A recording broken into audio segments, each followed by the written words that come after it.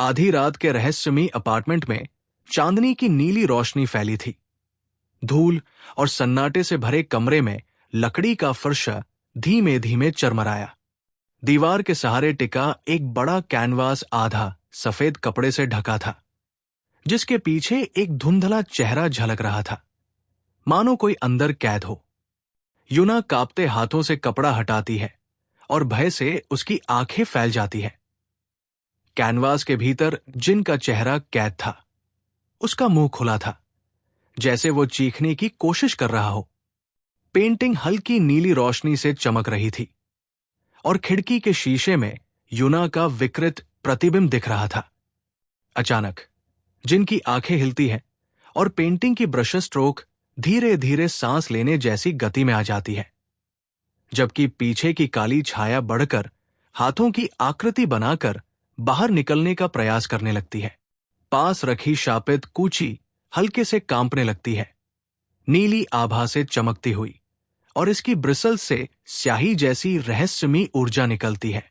यूना जैसे ही इसे उठाती है, उसकी उंगलियां हल्के से चमकने लगती है और पूरा कमरा हिलने लगता है। किताबें कांपने लगती हैं, लाइटें झपकने लगती हैं और परछाइयां असामान्य रूप से फैलने लगती है। यूना एक दरवाजा बनाने की कोशिश करती है, लेकिन ब्रश खुद ब खुद चलता है, चमकदार चांदी जैसी रेखाएं खींचता हुआ।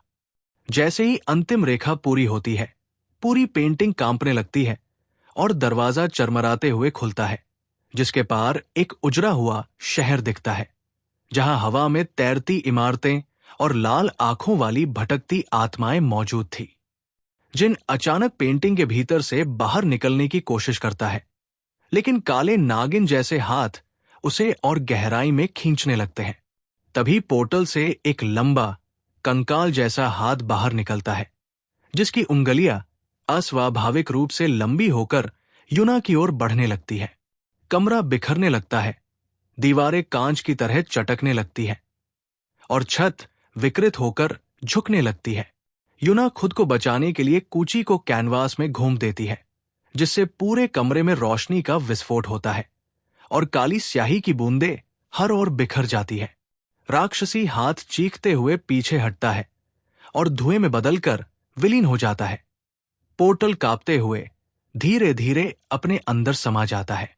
कमरे में गहरी शांति छा जाती है, जिनकी छवि गायब हो चुकी थी और कूची यूना के हाथों में राख बनकर बिखर चुकी थी।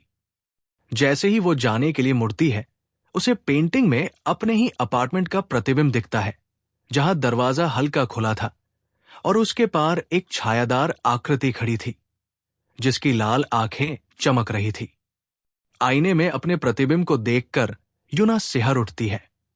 उसकी आंखें भी हल्की नीली आभा में चमक रही थी, जैसे शापित कूची की शक्ति उसमें समा गई हो। कमरे में धीमी अस्पष्ट फुसफुसाहट गूंजती है, तुम्हें यहां नहीं आना चाहिए था, और सब कुछ अंधेरे में डूब जाता है। जिनका अपार्टमेंट अब भी वीरान पड़ा था और दीवार से टिका कैनवास पहले की तरह स्थिर लग रहा था।